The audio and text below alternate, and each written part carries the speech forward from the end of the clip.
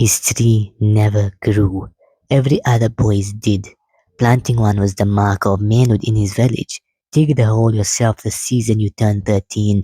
Plant a sapling yourself, then stand back for 4 years and let the tree announce what kind of man you were becoming. By his second year, the other trees had already outgrown their fence posts. His plot stayed a stick in dry ground. He tried everything: exact spacing, exact depth. The manure mix his neighbor's father swore by. Nothing. He asked the oldest farmer in the village, who told him to try less water. He tried less water. He asked another farmer, who told him the opposite. He tried that too. Ash in the soil one season, different sun exposure the next. Every season the tree stayed exactly what it had been the season before. A stick, alive, technically.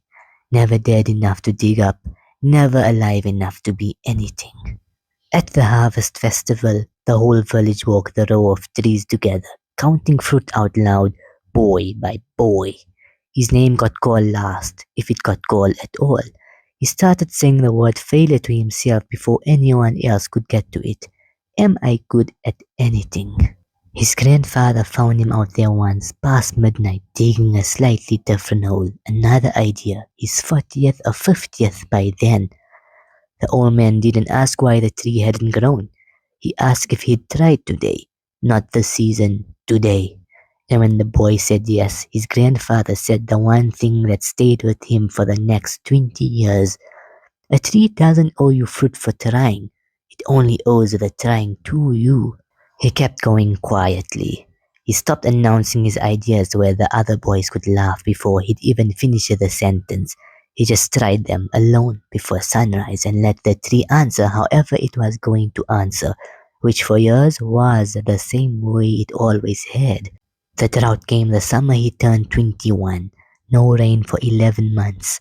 Orchard after orchard turned brown from the leaves down, trees that had fruited every year for decades, collapsing in a single dry season, because every root had learned to keep a foot below the surface, right where the easy water always used to be. His tree was still standing, not thriving, never had, but green at the tips, the only plot on that row that had not gone the color of ash.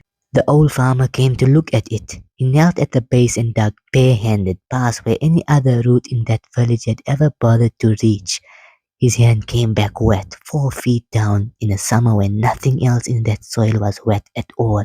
Every failed adjustment, every contradicting piece of advice he'd try and abandoned and tried again, had sent that root system chasing water in a different direction every year, deeper each time it didn't find what it needed near the surface.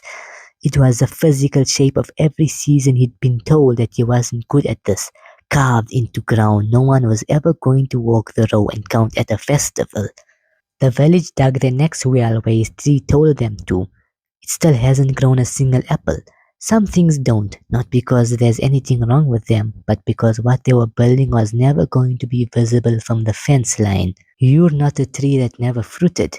You're the one whose roots never once stopped moving in the dark, long after everyone walked past your plot and called it empty.